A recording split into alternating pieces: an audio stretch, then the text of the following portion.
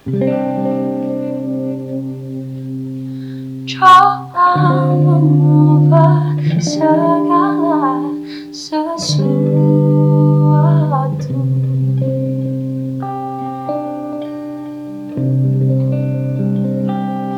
Saat keadaan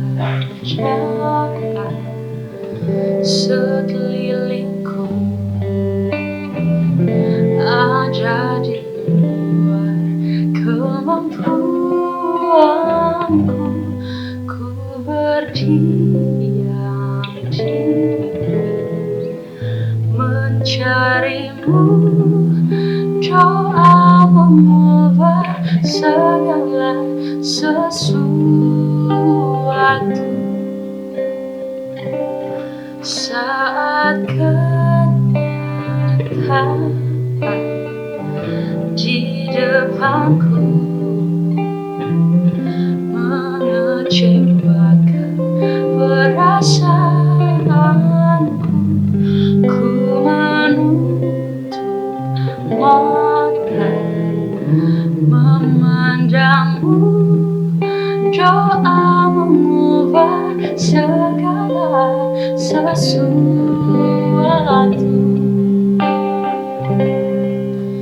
Doa orang benar bila didoakan dengan yakin besar kuasa-Nya, dan tiap doa yang lahir dari Dia berkuasa menyelamatkan.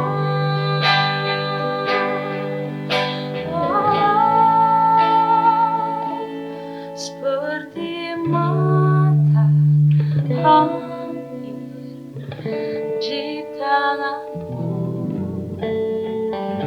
mengalir kemanapun kau mau.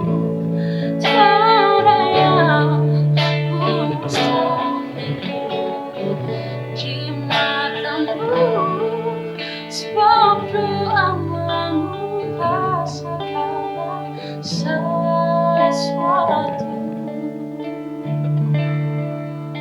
Doa mengubah segala sesuatu.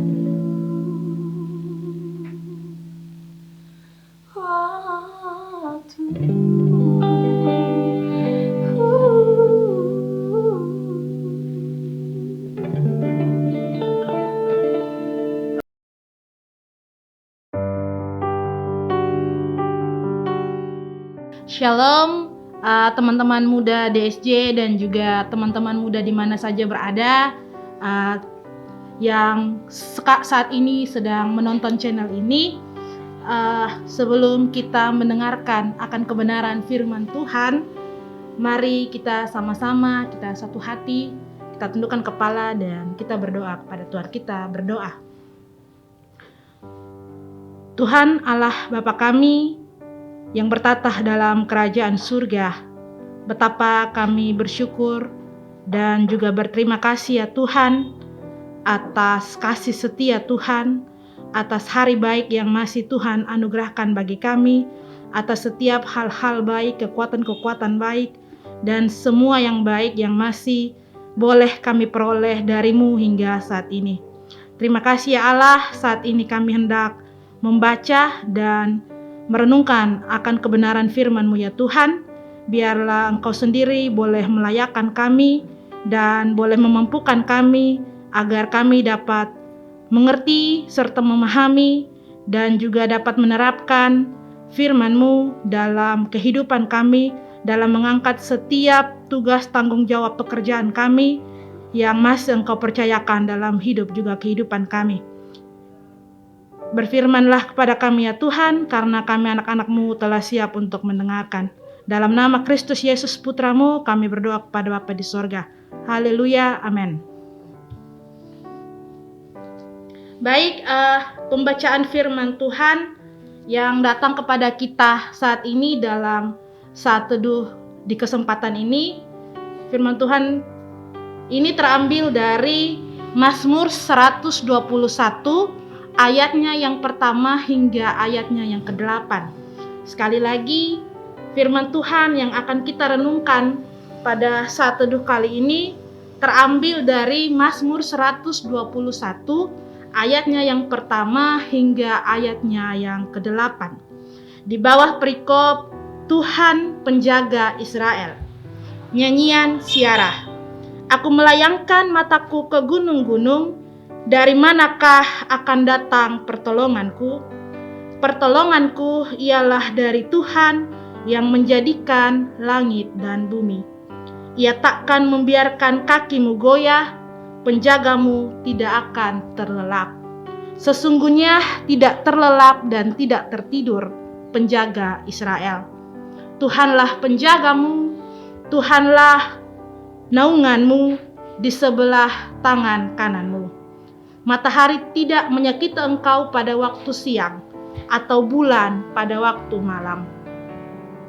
Tuhan akan menjaga engkau terhadap segala kecelakaan. Ia akan menjaga nyawamu. Tuhan akan menjaga keluar masukmu dari sekarang sampai selama-lamanya. Demikian jauh pembacaan firman Tuhan.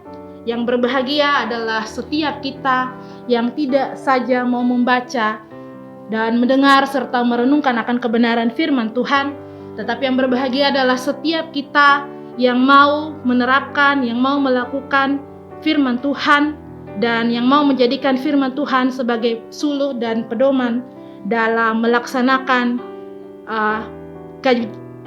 kegiatan kita, kehidupan kita hari lepas hari. Sobat muda DSJ dan sobat muda dimanapun berada yang sedang menonton channel ini, yang menjadi topik perenungan firman Tuhan kita pada saat ini ialah Tuhan menolong. Sekali lagi, topik yang saya ambil untuk perenungan firman Tuhan kita pada malam hari ini ialah Tuhan menolong.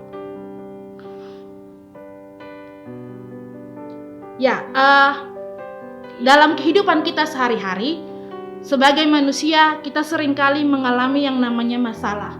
Kita seringkali mengalami yang namanya kekecewaan oleh dunia.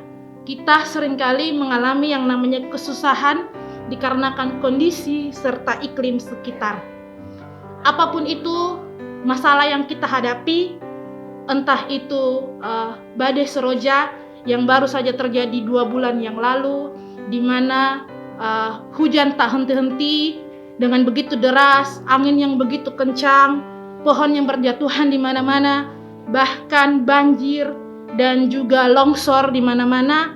Kemudian belakangan ini yang terjadi, kita lihat bahwa 1 tahun belakangan ini kita boleh menghadapi, diizinkan Tuhan untuk menghadapi pandemi COVID-19, dan semua masalah ini membuat kebanyakan dari kita sebagai manusia merasa kehilangan rasa aman, membuat kita kehilangan rasa tentram, membuat kita takut, membuat kita khawatir, serta membuat kita merasakan yang namanya gelisah.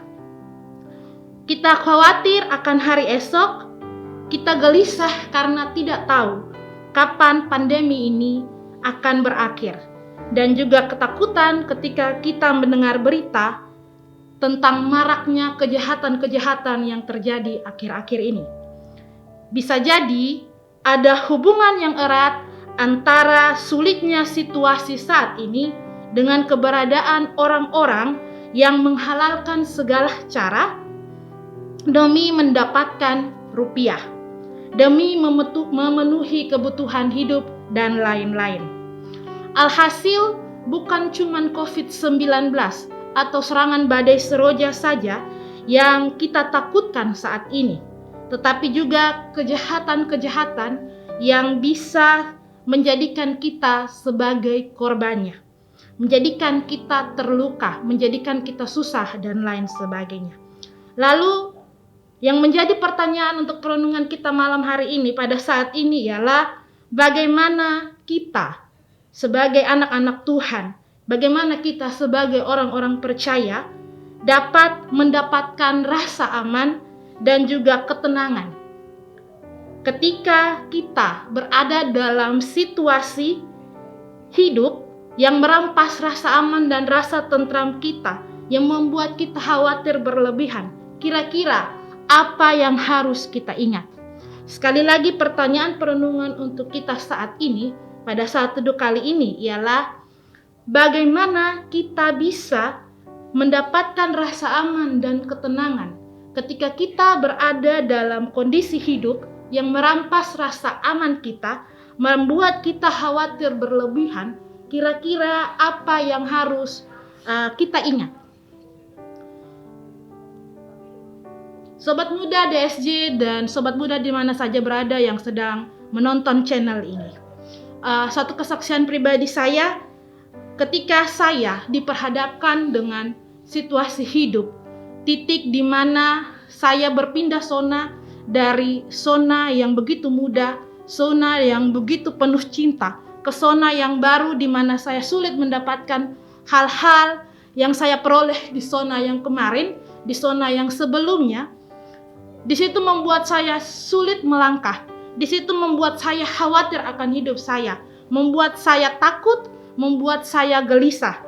Tetapi ada dua pujian yang mengingatkan saya dan sangat memberkati saya dikala saya menghadapi situasi-situasi hidup tersebut. Pujian yang pertama adalah pujian Michael Panjaitan tentang Tuhan selalu menolong. Lagu ini diperkenalkan kepada saya ketika malam saya bekerja, ketika malam saya mengerjakan tugas-tugas saya sendirian di kamar. Ketika saya capek, saya merasa tidak mempunyai topangan-topangan yang baik seperti yang saya punya di zona-zona yang kemarin. Di situ saya merasa bahwa saya takut apakah saya bisa menjalani hidup saya atau tidak. Tapi lagu ini datang kepada saya ketika saya mendengarkan channel Impact Music. Di situ lagu ini diperdengarkan kepada saya dan betapa saat itu, bahkan sampai saat ini ketika saya mendengar lagu itu saya menangis. Tapi bukan saya menangis karena saya sedih, saya susah, tapi saya menangis karena saya merasa terberkati. Saya merasa bahwa Tuhan itu dekat. Saya merasa bahwa Tuhan selalu menolong dan saya tidak akan pernah punya alasan untuk khawatir, untuk takut, untuk gelisah. Lagu yang kedua adalah lagu yang terambil dari Mazmur 121 ini sendiri. Ini adalah lagu lama, tapi lagu ini baru diperdengarkan kepada saya pada tahun 2018 hingga 2019 oleh mantan pimpinan saya, kepala sekolah saya di tempat saya mengabdi sebelumnya. Kami berdua sering menyanyikan lagu ini. Bahkan bersama-sama dengan teman-teman guru, kami sering menyanyikan lagu ini dan benar bahwa ini adalah lagu yang bisa mengingatkan kita bahwa Tuhan selalu ada di saat kita khawatir, di saat kita gelisah, di saat kita takut. Jadi sobat muda DSJ dan juga sobat muda di mana saja berada, sekitar 3000 tahun yang lalu, Mazmur 121 ini menggubah siara yang cukup terkenal. Ada kemungkinan ketika penulis Mazmur ini dalam perjalanan menuju ziarah ke Yerusalem, dia menuliskan lagu ini. Dan perjalanan ke sana adalah perjalanan yang penuh dengan risiko. Bisa jadi dalam perjalanan menuju ke sana, menuju ke Yerusalem, dirinya sangat rentan terhadap ancaman perampok dan lain-lain. Jika memang hal itu terjadi, jika memang hal itu dihadapi oleh si pemazmur, akan menjadi pertanyaan untuk si pemazmur sendiri, dari manakah dia akan memperoleh pertolongan. Jadi ketika dia dalam perjalanan ke Yerusalem, dia melihat sekelilingnya dan dia mulai berpikir, ketika ada sesuatu yang terjadi, hal-hal yang kurang baik, hal-hal yang tidak baik terjadi kepada dirinya, kira-kira dari mana dia dapat memperoleh pertolongan? Di sini di Mazmur 121 ayatnya yang kedua mengatakan, pertolonganku ialah dari Tuhan yang menjadikan langit dan bumi. Ayat 2 ini mengungkapkan bahwa di saat pemazmur melihat barisan gunung-gunung, dia mencari-cari apakah akan ada orang yang muncul dari balik gunung dan menolongnya jika ia diserang perampok. Namun kemudian si pemazmur tersadar bahwa sebenarnya pertolongan itu datang bukan dari gunung-gunung tersebut. Pertolongan itu sendiri justru akan datang dari Tuhan yang menciptakan gunung-gunung tersebut. Pertolongan itu sendiri akan datang dari Tuhan yang menciptakan langit dan bumi. Pertolongan itu sendiri akan datang dari Tuhan yang menciptakan semesta, bahkan yang menciptakan si pemazmur itu sendiri. Dan kesadaran akan sumber pertolongan yang benar ini akhirnya membuat pemazmur merasakan ketenangan. Sama seperti saya, ketika saya merasa takut, ketika saya merasa khawatir, saya mencari topangan-topangan yang baik yang bisa menopang saya di sekitar saya. Tapi ketika saya sadar bahwa sekitar saya belum tentu bisa memberikan topangan yang baik, maka saya mengarahkan hati saya kepada Tuhan dan menemukan bahwa hanya Tuhanlah topangan yang paling baik yang bisa menolong saya. Sobat muda DSJ dan sobat muda di mana saja berada yang dikasihi oleh Kristus, Tuhan kita adalah penolong dan penjaga yang paling hebat. Sekali lagi saya katakan, Tuhan adalah penolong dan penjaga kita yang paling hebat. Tuhan kita bukanlah CCTV yang hanya menangkap gambar ketika kita dalam bahaya, namun dia tidak dapat berbuat apa-apa. Tuhan kita bukan seperti Satan yang mungkin tidak akan mampu melawan perampok bersenjata yang berjumlah lebih banyak dari jumlah Satan tersebut. Tuhan kita juga bukan seperti alarm yang hanya mampu memberikan peringatan tapi tidak dapat memberikan pertolongan. Tuhan kita adalah pribadi yang bisa menjamin keselamatan kita. Nah, pertanyaan berikutnya, apa yang dapat dilakukan Tuhan sebagai penjaga hidup kita? Sekali lagi, apa yang dapat dilakukan Tuhan sebagai penjaga hidup kita? Orang percaya, orang Kristen, orang yang beriman kepada Tuhan. Sobat muda yang dikasihi Kristus, hal pertama yang dapat dilakukan Tuhan sebagai penjaga hidup kita dapat kita lihat di ayat yang ketiga A. Tuhan tidak akan membiarkan kaki kita goyah. Sekali lagi, Tuhan tidak akan membiarkan kaki kita goyah. Hal ini berarti bahwa Tuhan yang akan menopang dan tidak akan membiarkan kita terjatuh. Dalam ayat yang lain, Alkitab mengatakan bahwa Tuhan menetapkan langkah-langkah orang yang hidupnya berkenan kepadanya, dan apabila ia jatuh, tidaklah sampai tergeletak. Sebab Tuhan menopang tangannya. Hal ini kita bisa lihat dalam Mazmur 37 ayatnya yang ke-23 hingga ayatnya yang ke-24. Nah, sebagai penjaga kita, Tuhan bukan hanya sekedar menolong ketika kita terjatuh. Dia bahkan mempersiapkan supaya kita tidak sampai tergeletak. Nah, penjagaan Tuhan ini dimulai dengan memegang tangan kita dengan tangan kanannya. Kita bisa lihat di ayatnya yang kelima. Sehingga dalam melangkah pun, dalam kita melangkah, kita tidak akan pernah goyah karena Tuhan selalu memegang tangan kanan kita. Yang kedua yang dapat dilakukan Tuhan untuk menjaga kita ialah Tuhan tidak pernah terlelap dan tertidur dalam menjaga kita. Pada ayatnya yang ke-3b dan ayatnya yang ke-4.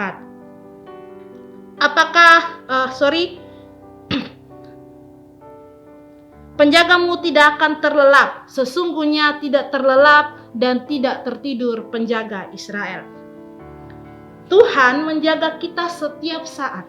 Dia menjaga kita 24 jam sehari. Dia menjaga kita 7 hari seminggu dan 365 hari untuk setahun. Tuhan menjaga kita non-stop dalam kondisi apapun dan dimanapun. Entah itu apakah matahari sedang bersinar terik atau malam saat sedang dingin, Tuhan akan selalu menjaga kita. Ayatnya yang ke-6. Yang ketiga, Tuhan akan menjaga nyawa kita. Ayatnya yang ke-7. Hal yang dapat dilakukan Tuhan untuk menjaga kita itu adalah Tuhan akan menjaga kita. Kita lihat itu dalam ayat yang ke-7.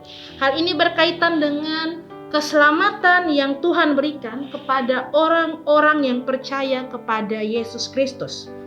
Tuhan tidak akan menjaga kita dari segala kecelakaan, tetapi Tuhan akan melindungi kita, bahkan melindungi nyawa kita. Bukankah nyawa kita lebih berharga daripada segala kekayaan yang kita miliki? Dan yang keempat yang dapat Tuhan lakukan ialah Tuhan akan menjaga kita selama-lamanya. Pada ayatnya yang ke-8. Kata selama-lamanya ini menjamin penjagaan Tuhan yang bersifat kekal. Sekali lagi, penjagaan Tuhan dengan kata selama-lamanya ini, dia menjamin keselamatan atau penjagaan Tuhan yang bersifat kekal. Tuhan akan menjaga kita ketika kita masuk, Tuhan akan menjaga kita ketika kita keluar.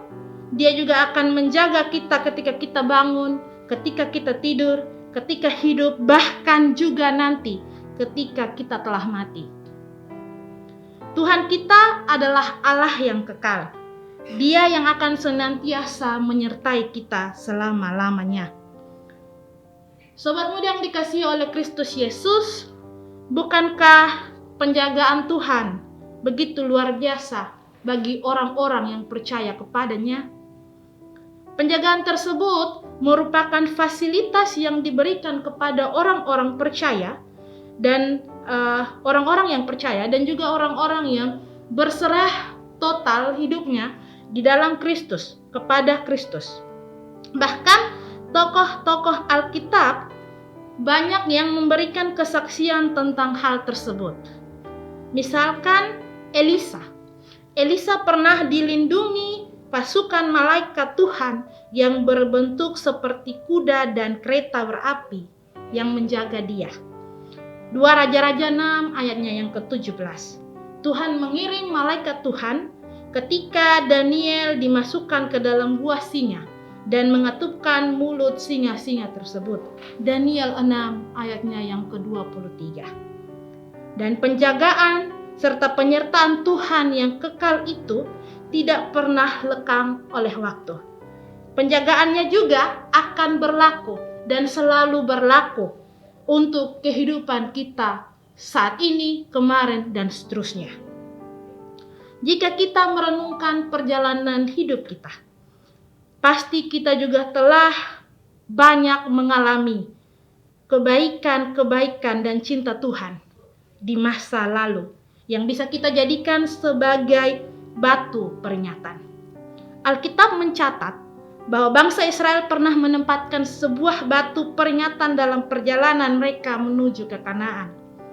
Mereka membangun tugu peringatan sebagai ucapan syukur kepada Allah yang telah memberikan kemenangan melawan bangsa Filistin.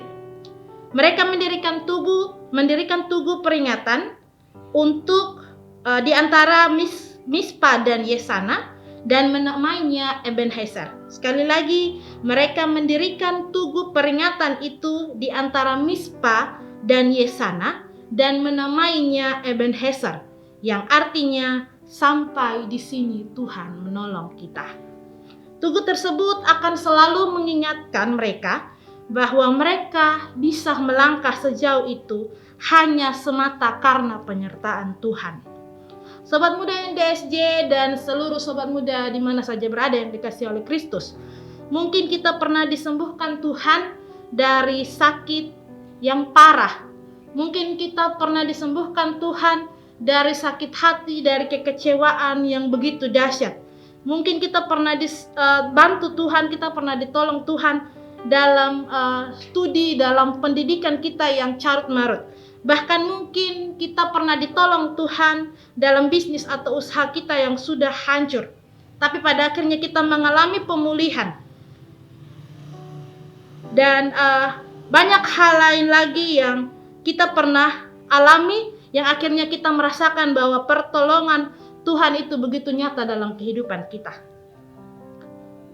Kiranya semua pertolongan yang ada pada masa lalu kita dapat menjadi batu peringatan yang membuat iman kita semakin teguh di dalam Tuhan, di dalam Dia, dan membuat kita semakin mengasihi Tuhan. Dan biarlah kita tetap percaya dan mengandalkan Tuhan dalam segala keadaan. Janganlah biarnya masalah kita atau pergumulan yang sedang kita hadapi saat ini membuat kita menyerah pada keadaan. Lalu kita putus asa, kemudian kita hilang pengharapan.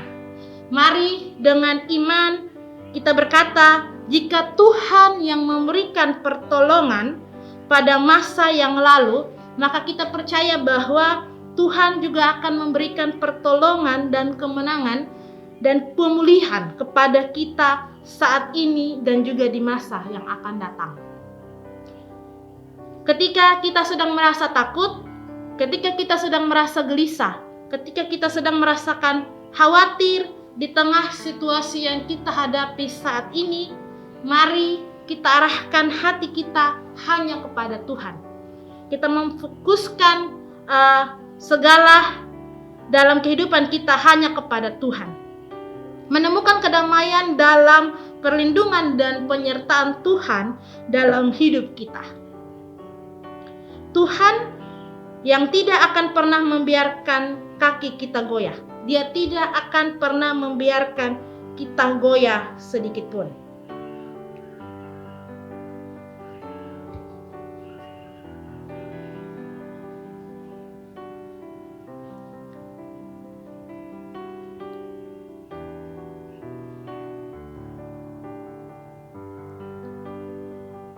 Tuhan tidak akan pernah terlelap. Tuhan juga yang akan menjaga nyawa kita bukan hanya saat ini, tapi bahkan selama-lamanya. Jika seandainya kejahatan dalam dunia ini membuat kita binasa, namun penyertaan Tuhan tetap nyata karena Tuhan sudah menjamin kehidupan kekal kita. Jadi, apalagi yang kita takutkan, apalagi yang kita ragukan, apalagi yang kita khawatirkan. Kekhawatiran yang kita rasakan tidak akan membuat hidup kita lebih bermakna. Justru akan membuat hidup kita lebih kacau. Maka ketika kita menyerahkan hidup kita dijagai oleh Tuhan, ditolong oleh Tuhan, kita akan merasakan kedamaian dan juga ketenangan, serta kita tidak akan hilang harapan. Firman Tuhan menolong dan memberkati kita, dan Ia akan selalu menjaga keluar masuk kita dari sekarang sampai selama-lamanya. Mari kita berdoa. Allah Bapa kami dalam kerajaan surga, Bapa yang begitu baik dalam kehidupan kami. Terima kasih ya Tuhan, pada saat ini ya Tuhan, Engkau boleh perkenankan kami untuk belajar sedikit dari kebenaran firman-Mu ya Tuhan. Terima kasih ya Bapa, pada saat ini kami boleh belajar dan kembali diingatkan bahwa Tuhan adalah penolong kami yang setia. Bahwa Tuhan tidak akan pernah meninggalkan kami terjatuh bahkan tergeletak. Di saat yang susah sekalipun, di saat kami takut, di saat kami khawatir, di saat kami hilang harapan, Tuhan selalu ada, Tuhan selalu setia dari sekarang bahkan sampai selama-lamanya. Terima kasih ya Tuhan untuk jaminan hidup yang kekal, jaminan keselamatan yang kekal daripada-Mu ya Tuhan. Biarlah ya Tuhan setelah ini ketika kami diperhadapkan dengan masalah-masalah kehidupan yang membuat kami sakit, yang membuat kami takut, yang membuat kami khawatir bahkan gelisah. Kami biarlah tetap dimampukan Tuhan untuk terus mengarahkan hati setiap kami hanya kepada Tuhan. Dan biarlah kami boleh menyadari dan kami boleh merasakan cinta dan kasih Tuhan begitu nyata dalam kehidupan kami ketika kami total menyerahkan seluruh kehidupan kami hanya kepada Tuhan. Terima kasih ya Allah untuk pemberitaan firman Tuhan pada saat ini, dan kami juga mau mendoakan ya Tuhan untuk channel YouTube Daku Satu Jemaniaku ya Bapa, yang Tuhan percayakan boleh ada menjadi program teman-teman pemuda lingkungan Satu Jemaat Koinonia ini ya Tuhan. Biarlah ya Tuhan Engkau boleh memakai anak-anak Tuhan pada pemuda di sini ya Bapa, pemuda tempat ini, dengan saluran berkat-Mu lewat channel YouTube yang ada ini ya Bapa. Memberikan mereka kekuatan-kekuatan baik, memberikan mereka ide-ide baik, memberikan mereka setiap hal-hal baik dalam hidup mereka, dalam diri mereka, sehingga mereka boleh terus berproses bersama-sama dengan channel YouTube ini. Dan channel YouTube ini boleh selalu menjadi berkat, tidak hanya bagi jemaat Koinonia atau pemuda-pemuda di Koinonia, tapi juga pemuda-pemudi di mana saja berada ya Tuhan. Terima kasih ya Bapa, apapun yang mereka lakukan Tuhan berkati, Tuhan buat berhasil. Dan biarlah channel YouTube ini boleh memberkati setiap orang yang menonton bahkan mendengarnya. Terima kasih ya Allah, ini doa serta harapan kami. Kami serahkan seluruh hidup juga kehidupan kami. Sebab hanya dalam nama anak-Mu Yesus Kristus kami telah datang berdoa kepada Bapa dalam kerajaan surga. Haleluya, amin. 1, 2, 3.